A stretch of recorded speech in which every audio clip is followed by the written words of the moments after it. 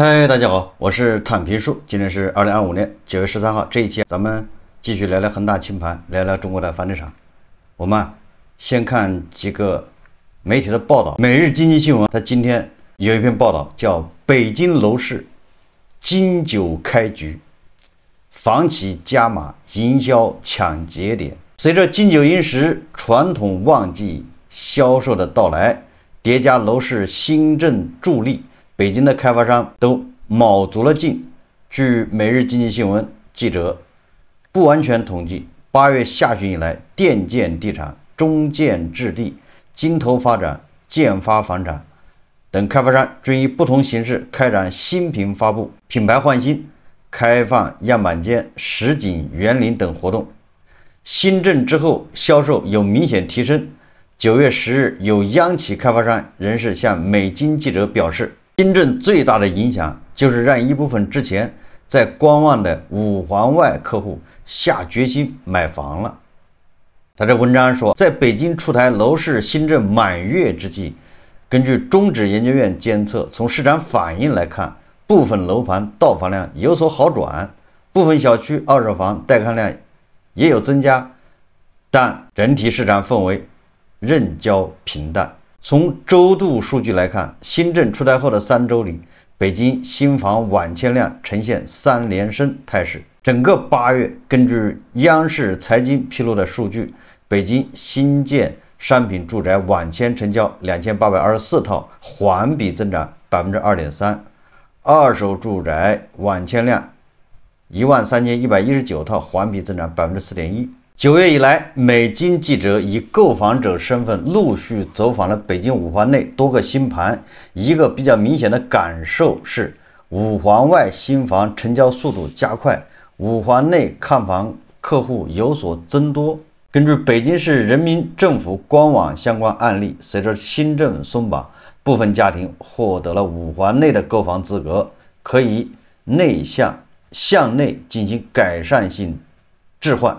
海淀区大钟寺中介小陈介绍，8月带看客户增长20%，新增人群中一半是回头客。说我之前有客户需要先卖房腾资格才能买房，看房基金有限，新政落地后他们开始再次活跃。正如前述央企开发商的结论也相互印证。他这个说法有点自相矛盾。根据这个中介说法，以前的客户为什么不买房啊？是因为他改善他的手上的小房子卖不掉，因为他受指标限制，你只能买一套房。你手上有一套房，你想买个改善，你必须把这手上的房子卖掉，再买个大房子。现在可以了，你可以买2套、3套、4套，所以也就是你那套房子可以不急着卖，你就可以买新房子了。所以这里面有个不好解释的地方，就是你说这个人他手上有个房子卖不掉，完了他还去买套房，什么人心这么大呀？不太好理解。这个媒体报道的时候，好歹得把这个理给顺过来。你手上有个小房子你都卖不掉，完了之后你还去盲目买个大房子改善，那多有钱。所以说媒体的水平恐怕也是，主要是工资收入不怎么样，这个小编记者水平也是直线下降，写文章不走心。房企加码营销抢节点，准备这个在国庆节有个好的成绩，这个想法是好的。这个同时，证券日报也看到一篇文章，名字也差不多，标题叫多地密集出台新政，楼市金九银十可期。说9月12号，河南省住房和城乡建设厅等8部门印发关于支持住房消费的若干措施，提出12条具体举措，以有效满足刚性和多样化改善性住房需求，促进房地产市场平稳健康发展。这个我记得河南力度还不小，要求开发商降物业费，要求开发商送车位等等。那深圳那就更加这个叫马不停蹄，叫组合拳。深圳不是刚应该上个周五半夜的出台救市措施，也许是这个力度还不够，效果还不是特别明显，也许是有点效果。所以政府乘胜追击，所以你看这个深圳9月12号夜里又出台新政。财联社9月12日电，9月5日深圳出台楼市新政后，9月12日多家银行开始具体出台落地细则。昨天周五又是周五夜里加班加点，出来真的也指着周六周日能多卖几套房。说记者不完全梳理兴业银行深圳分行、中国农业银行深圳分行等这么多银行9月12日相继发布公告，公告表示，即日起，依据最新政策，将不再区分首套住房和二套住房。上海易居房地产研究院副院长严跃进表示此前深圳首套房和二套房利率定价公式分别为 LPR 减45个基点和 LPR 减5个基点。据此政策，二套房贷款新发利率较之前降低40个基点。据此简单计算，说按照100万贷款本金30年等额本息的方式计算，房贷总共还款成本将减少8万元，月供将减少220元。总之，对这些已经买房的人来说，或者要买房的人来说，这个一个月少200块，你要是贷款200万，少400-500，略有优惠。这个也体现出地方政府这种组合拳，想趁热打铁，多卖几套。还有惠州媒体报道说，惠州拟全面放宽落户限制。惠州也要加入人才抢人大战，拟全面放宽落户限制。公告指出，说新政将重点调整优化合法稳定居住就业、引进人才等落户条件，新增全日制大中专院校、职业技术院校以及技工学校应届毕业生毕业5年内先入户后就业政策，如中央省属驻惠单位干部职工、部队文职人员录聘用入户政策，系统整合政策内容，云里雾里的。我看了这个惠州全面放宽落户政策，我有点吃惊。惠州怎么到现在还在全面落户呢？这不是有点晚了吗？我以为惠州早就放开了。你惠州的户口，你还有什么藏着掖着的？关于户口这个，我倒是觉得全国除了北京、上海，都应该越早放开越好，不要再挤牙膏了。你越挤牙膏，吃亏的是你地方。鼓励人家落户，不管是有买房还是租房，只要在你那地方住，人家愿意落户到哪，到你那儿，你就让人落户。现在都是人口流入的地方才有活力。我看了一下国务院还是发改委发了一个叫收缩型城市，不看不知道，一看吓一跳。整个安徽是16个地级市，安徽有16个地级市，其中10个地级市居然是收缩型。什么叫收缩型呢？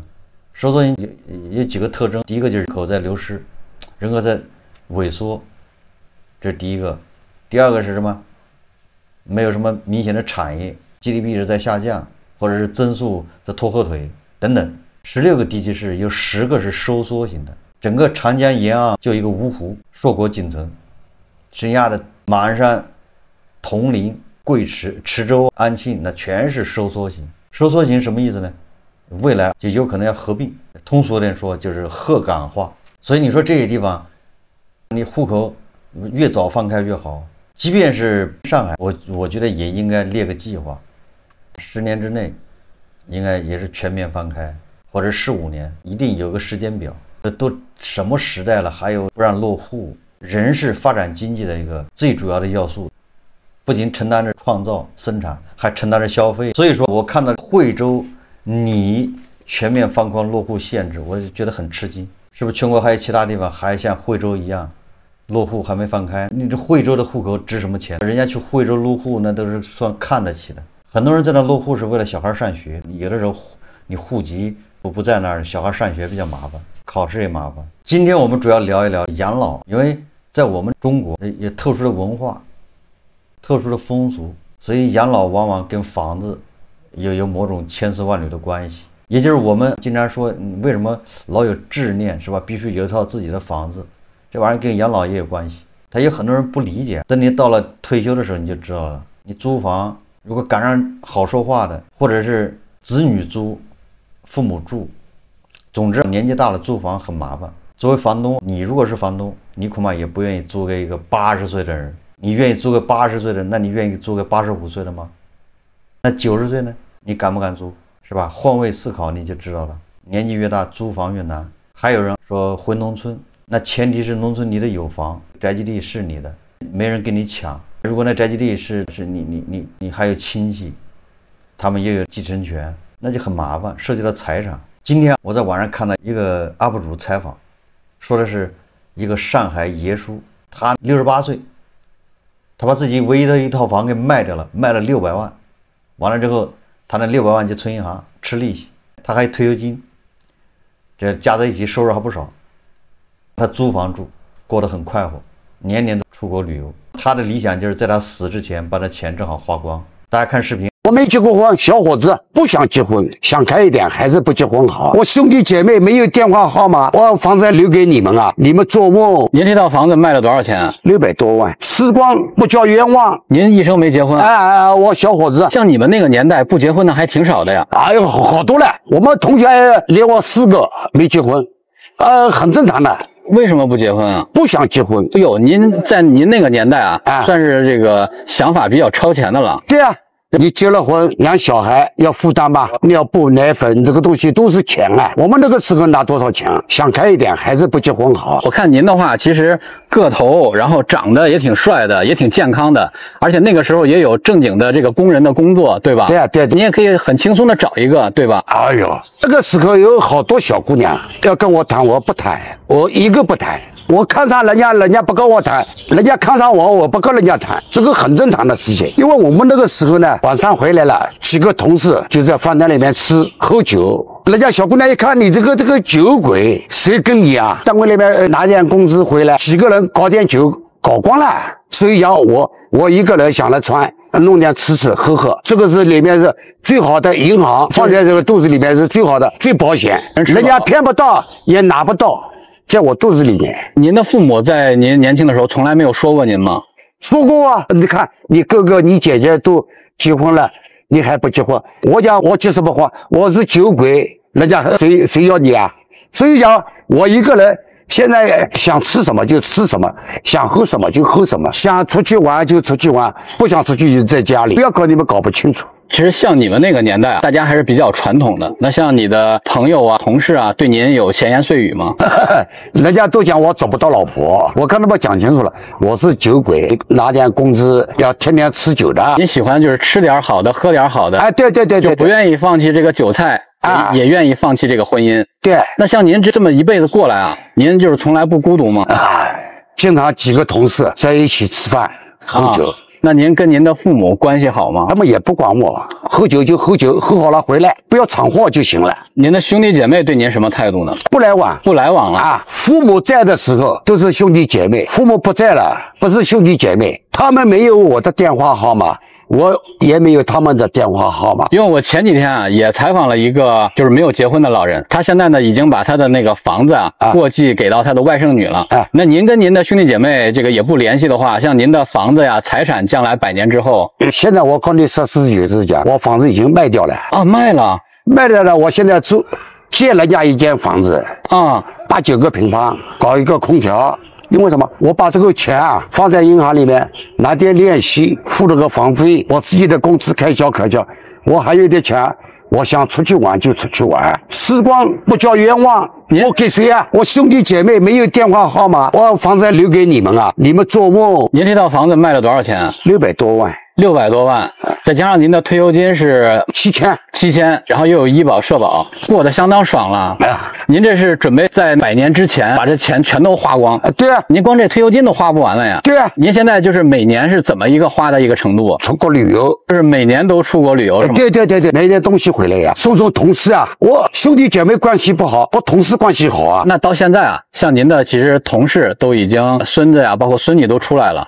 对，你看着他们这种其乐融融的，您心里会有落差吗？没有落差，他们也喊我爷爷外公，他们过年来了给一点钱，1000块。您就是把他们的孩子当自己的孩子了啊。总的来说啊，像您自己一个人这样过一生的话，您觉得就是快乐多一点，还是不快乐多一点？快乐多。那感谢爷叔的分享，祝您身体。我觉得上海爷叔确实脑子很清醒，有个性，好喝酒，有自己的活法。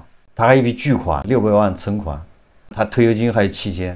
简直赶上老胡的这个水平了，但是我觉得唯一的就是担忧，就是他租房，他现在68岁，我也不知道他租了谁的房子，很有可能是他所说的他的朋友的房子，就一间1张床，是很潇洒。但是问题，假如他78岁，他还能租那一间房吗？就看他的身体状况，再活10年没问题。88，当然了，他也可以说他进养老院。你进养老院，我跟你说，像这种又有钱又没有后代的，我估摸着得有人要琢磨吃绝户了。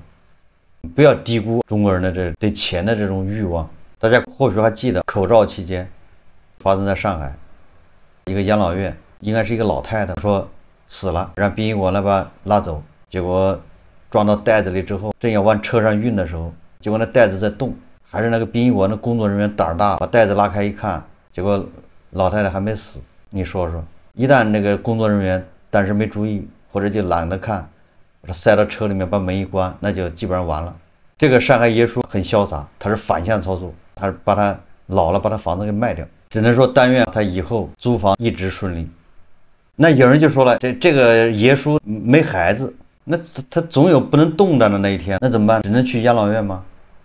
我也看到一个博主，这个女UP主，他说不结婚不生孩子的晚年生活。大家看视频，知乎有个高赞说不结婚不生孩子老死在家中啊，怎么办？是不结婚不生孩子的人，一个人老死在家中的概率很大，只结婚不生孩子，当老伴先行离世之后，一个人老死在家中的概率同上。而结婚后生了孩子的，孩子长大结婚后愿意跟父母同住的可能性很小，当老伴离世后，同样面临一个人老死在家中的情况。也就是说，无论你结不结婚生不生孩子，都有相同的概率一个人老死在家中。那么如何避免一个人死在家中没有人知道呢？一是去所属社区报备自己是个独居老人，社区工作人员会定时登门看看你的情况。二是自己能走动的时候，每天按时按点雷打不动去下楼找同小区的同龄人玩。成功打入圈子之后，你但凡哪天没有去他们就会到你家里去看看你是不是死了。三是生活快要不能自理的时候，赶紧联系一家条件比较好的疗养院，到里面去待到死。死亡后思想化为虚无，身体归于尘土，身边有人没有人没有区别，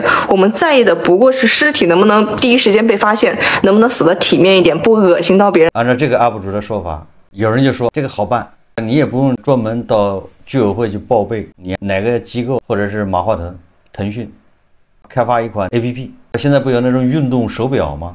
监测心率、监测脉搏、监测血糖一大堆的，对不对？开发一个手表，直接就连到社区，你脉搏一没了就死了，就脉搏没了，一没了社区上门来看看，免得臭了，说也好解决。或者是社区那边看到你一天脉搏还是有的，但是一天运动距离是0，那他就怀疑你是不是摔倒了，派个人过来看一下。总之随着科技进步，有办法解决这些问题，但是前提是这些社区要负责任。其实仔细想一想，我们基本上可以得出个结论，什么呢？就是说有没有孩子先不要讨论，有孩子好还是没孩子好，这个先暂且不论。总之你要老了没钱，那才叫惨。老了没钱，即便有孩子也很惨，那你也是累赘。没孩子那更惨了，你又没钱，你指望谁管你？所以说不管有没有孩子，老了你还得有笔钱，这里面就涉及到退休金了。如果说你每个月3000或者5000的退休金，这稍微还好一点。如果你又没有退休金，又没有这个存款，那怎一个惨字了得啊！所以前提还得先有钱，这有多少这不好说，你得有钱，之后再说有孩子好还是没孩子好，对吧？这也是我经常劝大家，对吧？要买社保的原因。老了没有社保，没有退休金，那就到哪儿都是累赘。好，这期节目咱们就聊这么多，感谢大家收看。如果喜欢我的节目，欢迎订阅转发，也可以在下方留言评论，谢谢大家。